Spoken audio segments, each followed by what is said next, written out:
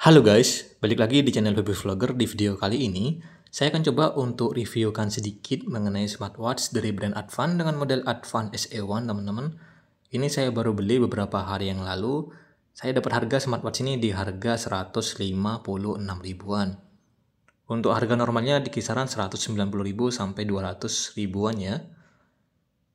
Dapat harga segitu sih ini sudah cukup murah kok teman-teman.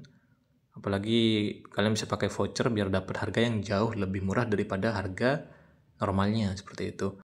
Untuk bagian strapnya dia berukuran 22 mm, sudah quick release, bisa dilepas pasang.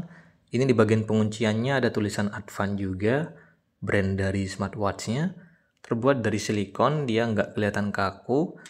Pas saya pakai di pergelangan tangan saya pun ini nyaman ya, jadi nggak bikin iritasi juga untuk bagian strapnya. Ini gampang banget untuk buka pasang strapnya teman-teman. Dan kalau kalian bosan dengan strap orinya, bisa diganti dengan menggunakan strap yang lainnya dengan ukuran yang sama di 22 mm.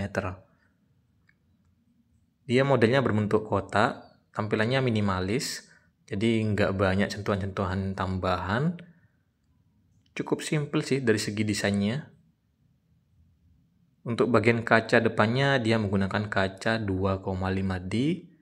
Jadi sudah cukup melengkung untuk bagian layar depannya. Ini bisa kita perhatikan. Kalau kita lihat dari jauh ya, ini smartwatchnya kelihatan mewah, kelihatan elegan. Tapi setelah kita pegang langsung, smartwatchnya ini bakal kerasa beda teman-teman. Karena memang untuk bagian bodinya, ini bukan terbuat dari bahan metal ya. Jadi seperti terbuat dari bahan aluminium gitu, tapi dia nggak yang pas kokoh banget teman-teman. Seperti ada ruang kosong di dalamnya, karena ini cukup ringan sih untuk smartwatchnya. Untuk bagian bodi belakangnya dia masih terbuat dari bahan polikarbonat. Terdapat satu tombol di bagian sampingnya. Ini untuk tombolnya bisa kalian putar-putar juga untuk ganti tampilan watch face-nya. Jadi untuk bagian tombol sampingnya dia ada crown-nya ya, dan crown-nya itu bisa aktif teman-teman, bisa diputar-putar. Tombolnya juga berguna untuk menyalakan dan juga menonaktifkan bagian layarnya. Jadi bukan untuk masuk ke bagian menu utamanya. Ini saya coba untuk gonta-ganti tampilan watch face-nya. Nah, ini kalau tidak menggunakan watch face yang berwarna hitam, kelihatannya untuk bagian layarnya itu masih ada bezel lebih, teman-teman. Tapi kalau kita menggunakan tampilan watch face yang berwarna hitam, untuk bagian bezel lebihnya itu dia nggak kelihatan. Contohnya kalau kita gunakan watch face yang tidak berwarna hitam, kelihatan ya untuk bagian sisi-sisi kanan kirinya, atas bawahnya tuh masih cukup tebal. Tapi kalau kita pakai watch face yang berwarna hitam, itu kelihatan lebih lebar dan juga lebih luas untuk tampilan dari watch face-nya.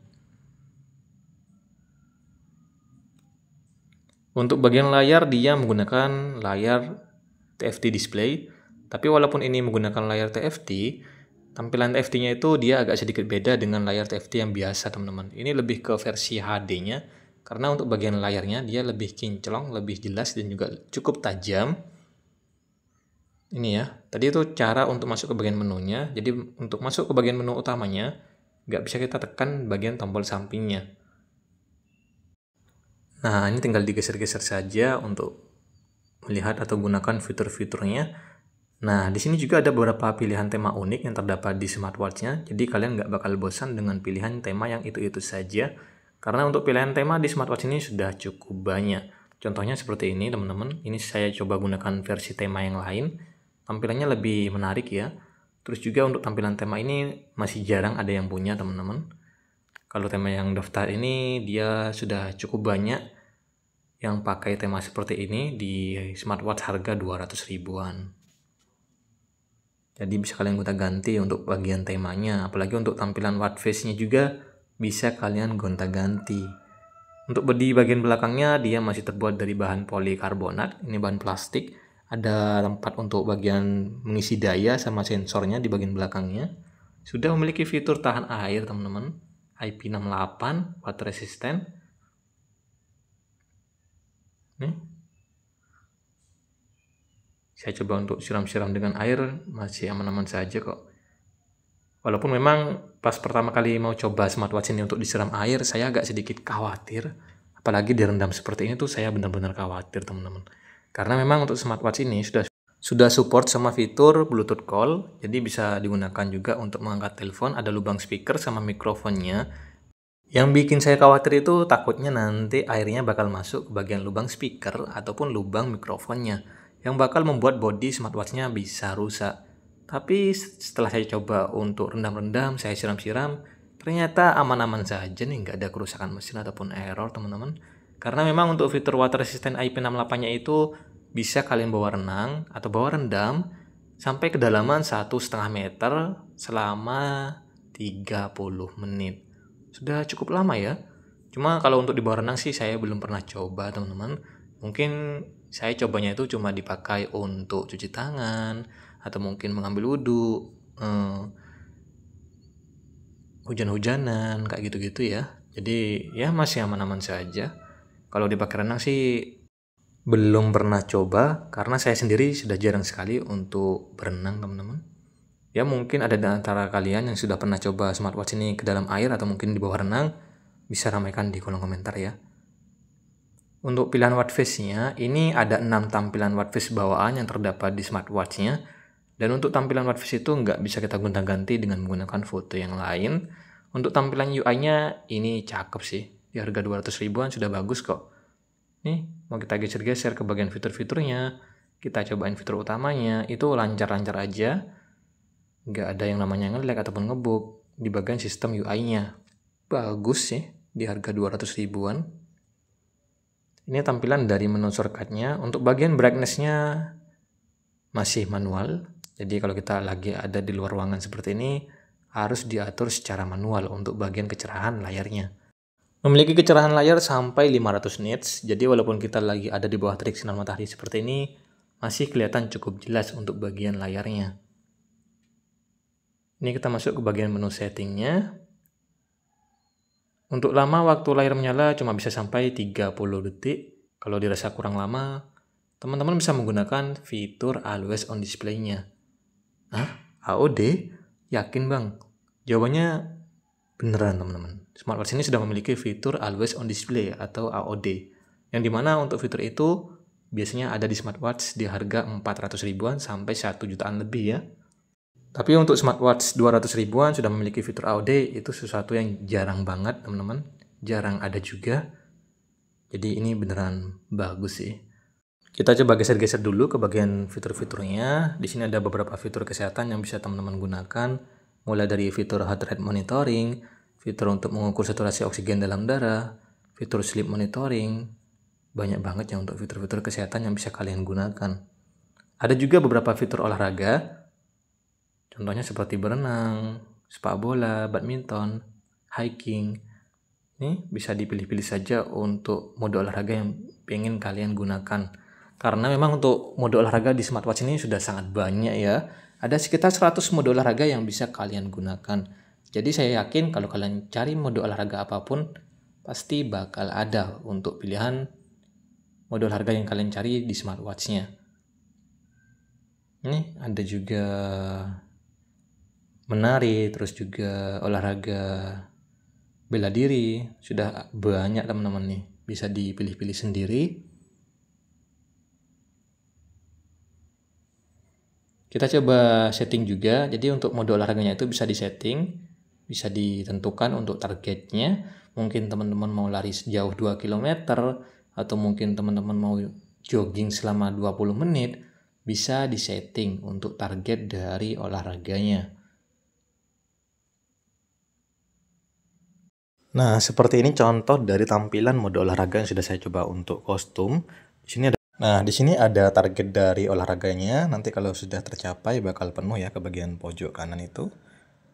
Untuk mode olahraganya saat digunakan di sini ada langkahnya, ada total jarak, ada kalori juga, sama untuk fitur heart rate monitoringnya ini dia tetap aktif untuk memantau detak jantung kalian selama kalian itu berolahraga teman-teman.